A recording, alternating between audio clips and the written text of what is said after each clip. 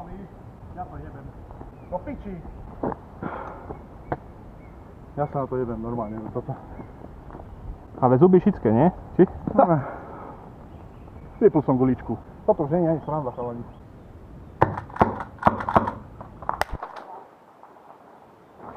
Mám. Hráško, jaké tam máš guličky? 30. 30-ky? Hej? Môžeme to zmerať? Koľko? Bráško, 2,4 džavla to má moja snajperka, aby si vedel. No, Takže to je pekne v piči. Neron hľadá lícnicu z Dragúnova, pretože sa mi tak vidí, že som ho tu niekde drbol o zem. Pozri, aha. To je macek, aha. Teraz keby som bol nejaký Francúz, tak iba... Nebe to osobne. Jež on sa zdrbal. Nevadí, on bude v pohode, on má DNA zo železa.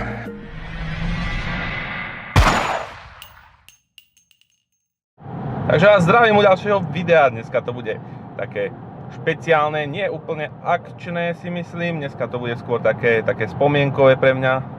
Pôjdeme na airsoftové, ani nie že ihrisko, bude to taká menšia lokálka, kde sa stretne si myslím, že cca nejakých 10, maximálne 12 ľudí. A bude to miesto, ktoré je pre mňa špeciálne, pretože tam som pred 6-7 rokmi cca prvýkrát začal tak poriadnejšie hrávať airsoft. Takže sa tam pozrieme, ja vám to tam trošku ukážeme si možno aj nejaký gameplay, ak to bude vôbec stať za to, uvidíme. Pretože ja mám také kadejaké spomienky na toto miesto. Nebolo to vždycky zrovna najlepšie, tak uvidíme, či sa to tam nejak zmenilo alebo nie. Ešte dodám, že airsoft nie je len o tom, že ideme niekam, budeme sa tam búchať medzi sebou. Sem tam spoznáte aj nejakých ľudí, takže týmto pozdravujem jedného môjho dobrého kamaráta. Čau Peťo. Dneska to bude viac menej možno aj taký vlog o airsoft. Odbačame do Slaskej. Slaskej to je toto miesto. To sú čo? Dediny. Uhni. Lebo hneď z teba bude palačinka. To je stroj, to si zoberiem na akciu. Sme v Slaskej a už za chvíľočku sme tam. Som zvedavý, či tam vôbec niekto bude, pretože po ceste padlo asi 5 kvapiek, takže viete, akí sú airsofťáci tvrdí. Tamto by malo byť už ihrisko hento. No ihrisko, akože objekt. Tam je rampa z tejto strany, takže my to musíme obísť týmito cestami prvej triedy. Tamto je nejaký človek, alebo čo to je? To je papek nejaký, ježiš, Neron je slepý, vieš. Tu za týmto rohom by už mali byť nejakí airsoftery. Autá nevidím žiadne zatiaľ. Možno tu budem sám dneska sa hrať, no. Je to oplotené, čo nebolo kedysi. Súkromný pozemok, vstup zakázaný, Braško, vstup zakázaný, čo je toto? Strážené kamerami so záznamom, Braško, hneď sa bojím. Väčšinou, keď toto niekde dajú, tak tam kamera nikdy nebola. Ale čo ty vieš, možno je to naozaj tak. Nebudem ti klamať. Tu nás stávali autá, tu, vždycky, keď som prišiel. A ja neviem ako ty, ale ja tam žiadne auto nevidím. Ešte viem, že tu sa dalo stáť, takže ja sa dám pekne tu no, pred bráničku, kde bude určite napísané zákaz parkovania, Braško. Určite. Dobre. Čo to je? Stredoslovenská vodárenská spoločnosť. Áno. Dobre, tak ja si tu nechám auto. Pôjde. Braško, tu nikto není? Tu nikto není? Sme dobre? To no? Ideme sa pozrieť von. Ideme sa pozrieť von, že čo?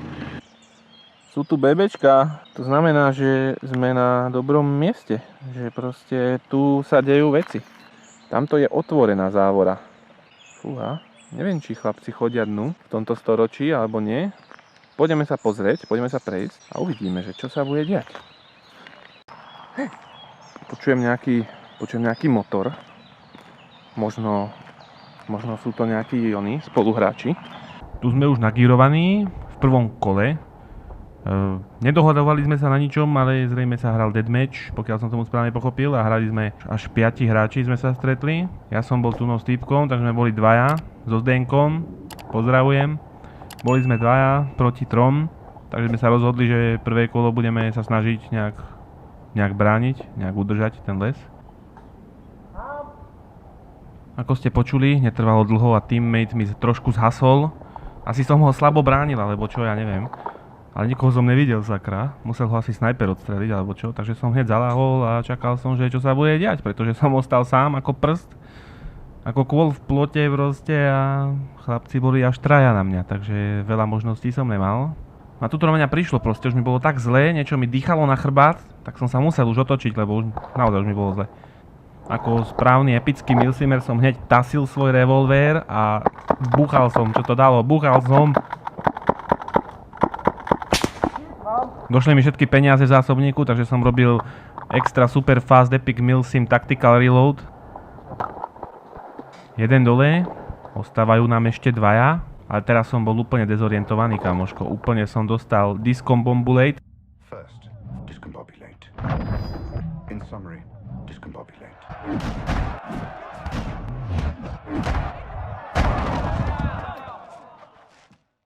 Ako správny American sniper som sa snažil sledovať svoje okolie, aj všetkými svojimi zmyslami, ale už teraz to prišlo, že proste palba na mňa a ja som nevedel. Nevedel som, že skade nič. Akustika totál nula. Som pozeral, že čo idem robiť. Situácia vyústila do takej biedy, že som si musel zbaliť svoje švestky, svoje Tesco tašky a proste som sa rozhodol, že idem preč tade, no. Čo mám robiť? Tu som cítil, že proste ma niekto nahmata. Niekde, kade si. Ale našťastie sa mi to nesplnilo. Tak som sa rozhodol na epický presun, taký snajperský, vieš, že ma počulo asi 3/4 lesa, takže to bolo úplne, že cool. Som si myslel teraz, že no, ako dobre, tam budú chlapci, to bude taká krásna prefajčievka, tak ma predierujú celého. Už mi bolo zle, už som nedýchal, však počuješ, srdce, ventilátor, pumpa. Ale ostal som tu, na krajičku lesa, nikto ma nevidel, nikto o mne nevedel a z čistá jasná to tu prišlo. Chalán nevyzeral, že by to nejak chcel priznať, ale tak tu to máte spomalenie, bez efektov, hej. Že proste tá gula mu tam letela, že sa od neho odrazila, takže som ho trafil, som pyšný na seba. Nie, že by som si chcel niečo dokazovať, očividne som ho trafil do sumiek na zásobníky, takže je jasné, že to necítil. Ale myslím, že aj tá kamera to počula. Neviem, možno, že som to nepočul. Nejdem zahádať, ani nič riešiť. Stáva sa. Ja som si dokonca myslel, že som ho vôbec netrafil tu na, takže pohode. Ale chalán hral ďalej. A onedlho sme sa stretli znovu. Toto je prvýkrát v živote, čo ma tá Novričová pištolka nechcela vôbec poslúchať.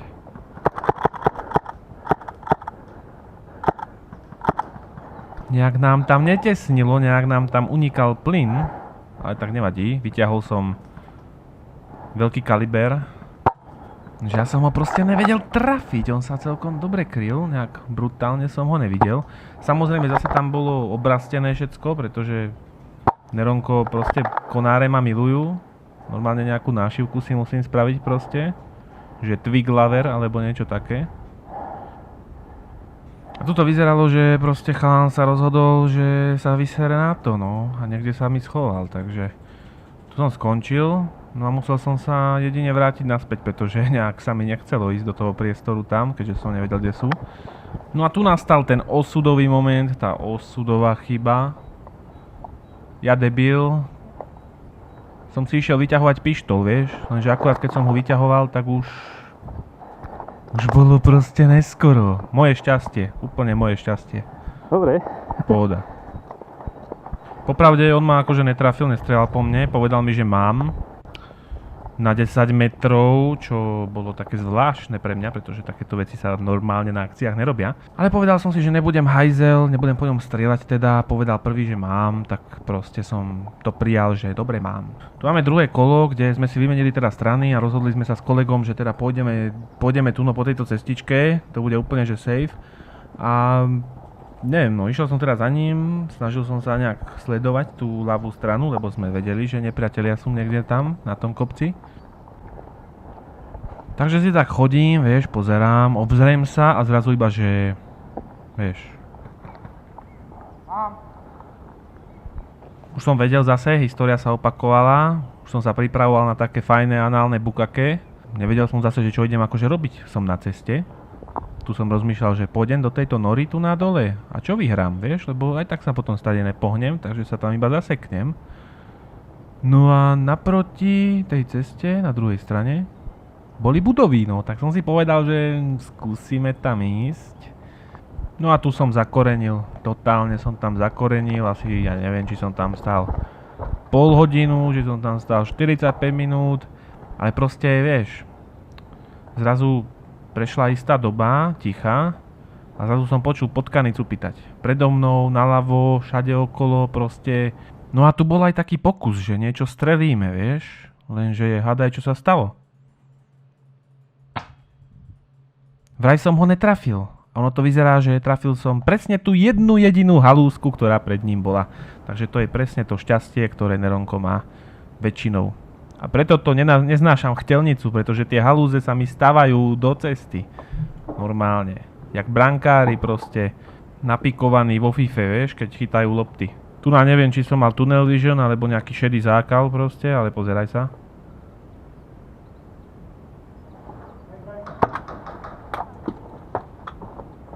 Tieto vaše bang na 10 metrov, to je na čo dobre? Povedz mi. Áno, ak tipujete, že som bol tu na už mierne nervózny, tak áno, máte pravdu. Bol som trošku nervózny na tieto bang na 10 metrov. Koniec! Od cesty, hore. Niekto povedal, že budú vyhráme, tak teraz neviem. Do, zero? No.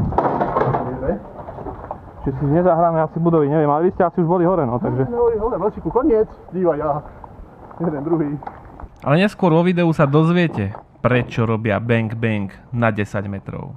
Ja už v tejto chvíli som to trošku tušil. Ďalšie kolo, ďalšia hra, rozhodli sme sa, že ideme hrať tie budovy, čo tam sú. Takže tak.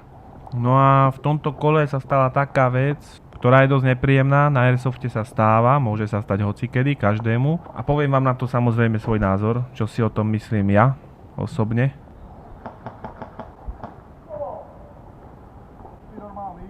Ja to jebem. Do piči.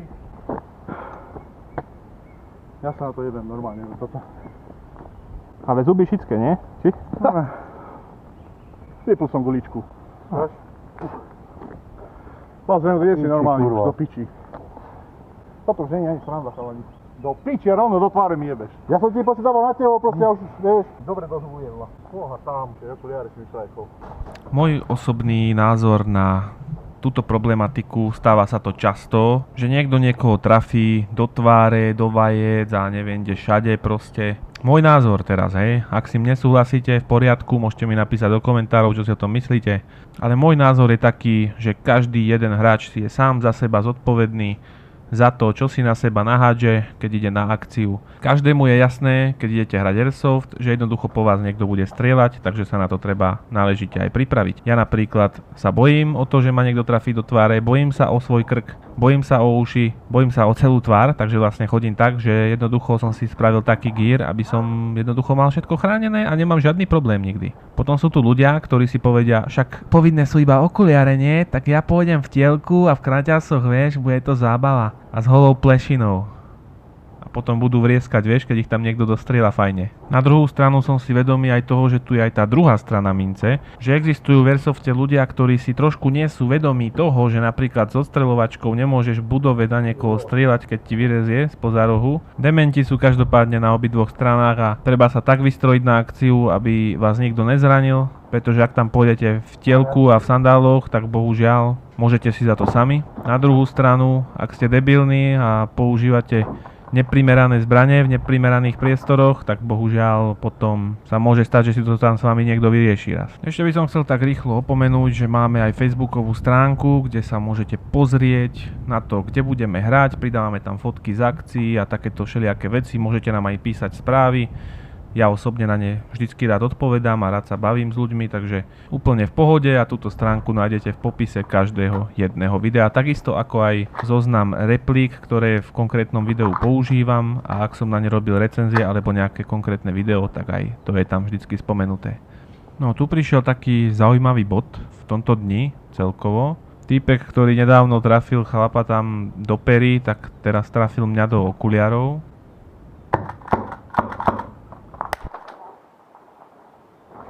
Mám. Myslím, že všetci ste počuli tú šupu, čo som dostal na tie okuliare. A už po toľkých rokoch hrania Airsoftu už niekedy viem aj podľa zvuku tých replík, že či to je naozaj nejaké dielo alebo nie. Alebo aj podľa toho, keď ma trafia, tak to trošku už viem odhadnúť. A toto sa mi zdalo, že proste to je trošičku nad rámec. Hneď som tu. No a teraz ma vidíte kráčať vlastne naspäť. Ja som bol totiž to zobrať merák. Vždycky na každej akcii mám náradie a mám pri sebe merák. Veľmi ma zaujíma, že koľko má v tej M4 džavlov, keď chlapovi rozstrelil peru a mne skoro rozpolilo okuliare proste. Ráško, aké tam máš guličky? 30. 30? Hej? Môžeme to zmerať? Môžeš. Hej? Po piči. Ma to zaujíma dosť, lebo majú tam byť 36 pôvodne na túto 30 pružinu. Ja mám 32. 32 gule. Tam píšu 36. 30 nastavím to. Zaujíma to aj mňa do piči. Dobre, že máš aj merač, super. Ja nosím všetko, vieš, lebo piči, že nemám pri sebe. Ty máš GoPročku, kameru na to. Kokoti chodia tak, že... Koľko? Braško, 2,4 džavla to má moja snajperka, aby si vedel. No, takže to je pekne v piči. Lebo som dostal pred chvíľočkou takú do okuliarov, že ma posunulo do piči. Odo mňa? Áno. Ja to neviem. Preto ma to zaujímalo, vieš. Preto sem nechodím hrať, lebo toto je pičovina. To je už nebezpečné. A to si nerobím srandu. Zmeraj si to. Ja mám tiež, ale ja viem, čo robím, keď ide pod niekoho. No veď, ako to som si všimol, hej. Ja mám 32, ale tak vidíš, že ja nepágam. Ja mám bacha, fakt. Na 10 metrov povedať niekomu, že máš... Cez barák som ti kričal. Ja tomu rozumiem. Len je to tiež také, že ako, vieš, nemám to rád. 2, to je tiež dosť. 1,9 je na OSBčka. Aj okrem je chlapca, 25 tam má. 25. No ty máš iba 0,9 džavlu, hej, to je také na CQBčko, že akurát, no. Pištol má 1 džavl táto napríklad. Pištole majú väčšinou tak. Preto sme sem prestali chodiť, lebo niektorí chlapci, toto ešte nič, hej? Niektorí chlapci, hazard do piči a títo, čo tu chodili. Aj mladí doniesli si, aj ty si mal tú 5 žavlovku, či koľko. A to sa nedá potom hrať, lebo on na teba nedočiahne v živote. On keď bude stať tam pri tom stĺpe, bude rád, ak ťa trafí. Práve preto. Ty ho trafíš, ak bude úplne v piči. Práve preto som si kúpil takéto niečo, aby som dokázal proste hrať v lese, vieš? Lebo ja som teraz hral... Týmto ťa nepustia ani na semičko hrať na oficiálnu akciu. A v lese proste som nemal šancu proste proti vám, proti nikomu. Jedine proste so snajperkou. Ale pravdu, poväčšine som toto zobral proste na budovu. No ale to je pičovina, všetko. Ja som mal proste zobrať proste, vieš, chcem na toto. Majú byť limity proste, toto stojí 60 € táto krabička. Prídu na akciu, chlapci zmerajú sa a môžete hrať, vieš. A nič sa nebude. Lebo toto je na piču takto. Preto sem nikto nechcel chodiť vtedy, ja si to pamätám. My sme odišli asi 4 vtedy. Lebo proste to sa nedalo. My sme mali normálne zbrane, lebo sme chodili aj do Zvolená a takto. Dneska som prišiel sem, lebo ja som sem chodil pred rokmi, reku idem si to vyskúšať, že čo sa tu pomenilo. Ale vidím, že to je stále skoro rovnaké, hej. Myslím, že v tom videu je to všetko a povedal som im to všetkým na rovinu, tam jak to bolo. Bang bang na 10 metrov sa mi nepáči a robia ten bang bang na 10 metrov kvôli tomu, lebo vedia, že tie zbrane majú také silné, že proste na tie krátke vzdialenosti radšej robia takto. Zišlo sa nás tu tento deň dosť málo a nemôžem hodnotiť nejakú hru, nedá sa to v takomto počte.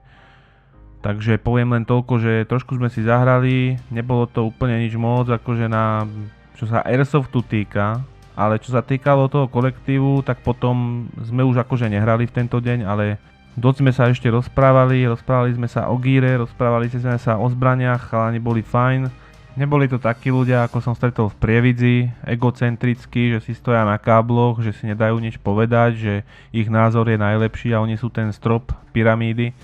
Nie, toto boli úplne v pohode chalani, úplne v pohode chlapi, s ktorými som sa mohol porozprávať a fakt som si užil. A už keď nie ten Airsoft, tak aspoň to, že som bol v tom kolektíve a že sme sa fakt akože, my sme sa viacej rozprávali, ako sme hrali, popravde. Takže toto bolo super, páčilo sa mi to z tohto hľadiska, nie z toho, že som si tam prišiel nejak extrémne zahrať, ale nesklamalo ma to. Oni sa báli, že ma to tam sklame a že už tam, ja neviem, nikdy neprídem alebo čo. Nesklamalo ma to, pretože ja som vedel, čo mám od toho čakať.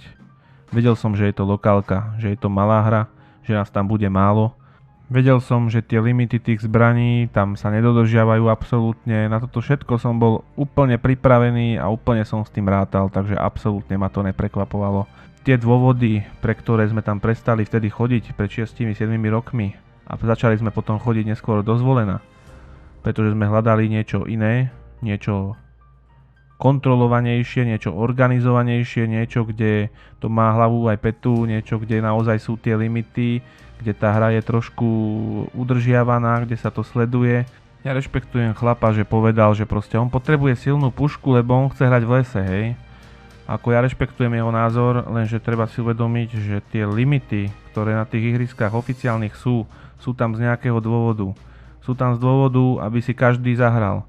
Sú tam z dôvodu, že veľa ľudí chodí so stokovými zbraňami, ktoré si kúpili z obchodu a tie zbrane väčšinou majú okolo 1 džaula, ktoré, ako som spomínal aj v tomto videu, priamo tam, jednoducho nemajú šancu dostreliť na niekoho, kto má 2,4 džaula.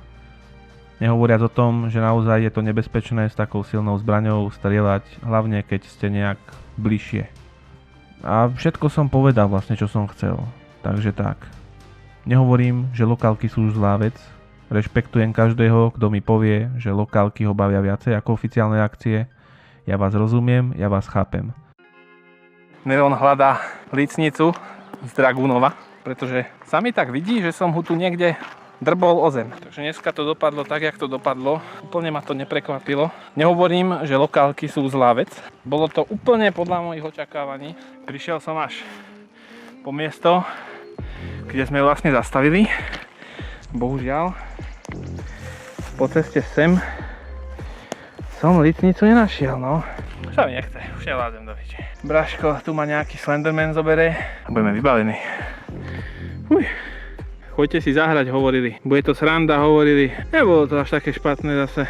Zatrénoval som si určite. No a ideme hľadať Bigfoota asi, alebo čo.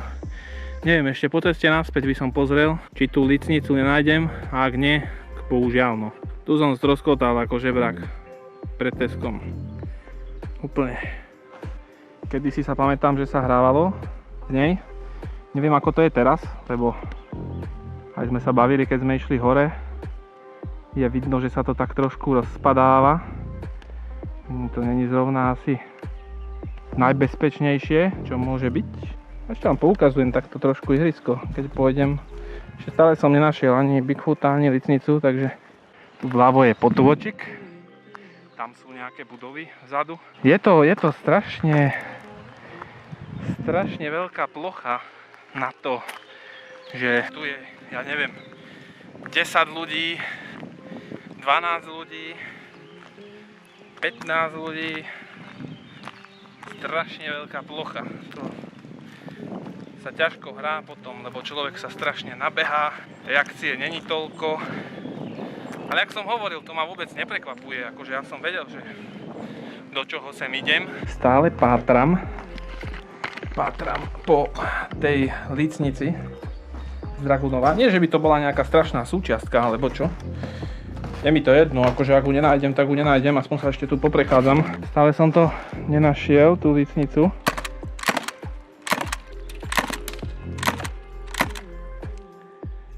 Stále nič. Puk, puk. No, vyzerám jak Frodo. Fú, to čo je? To keď deti doma uvidia, ti hovorím, že vyskáču z oken. Hned. Frodo Pitlík teraz, úplne. Na hombe do Mordora. Hora osudu. Pozri, aha. To je macek, aha. Teraz keby som bol nejaký Francúz, tak iba... Neber to osobne. Jež on sa zdrbal. Nevadí, on bude v pohode, on má DNA zo železa. No dneska to tak vyzerá, že toto nebude ani airsoftové video, ani vlog, ani airsoft, ani nič. Toto bude čisto, že Neron na prechádzke. Turistický kanál, turistický channel, meníme content, pozri. Príroda, všetko. Slnka svietia, všetko svieti. Zmizla tá lícnica. Normálne zmizla, odpálila sa niekde, vyšumela, ja neviem, ja som prešiel všetko. Všetko som prešiel. Od vrchu až po spodok, všade, kade som chodil, takže chlapci moji, ak nájdete lisnicu Dragunova, zaveste si niekde pre šťastie, lebo ja šťastie nemám dneska vôbec. Takže. Ak si toto video dopozeral až sem, tak mad respect to you, brácho. A určite mi dajte vedieť do komentárov, že či sa vám takýto typ videí páči, kde trošku vlogujeme, kde trošku sa bavíme o veciach viacej, kde to není čisto len ten airsoft, len tá akcia, obmieniam tu rôzne štýly, takže snažím sa zistiť, čo vás presne baví. Takže budem rád za každý názor v komentároch, zatiaľ sa majte, serus.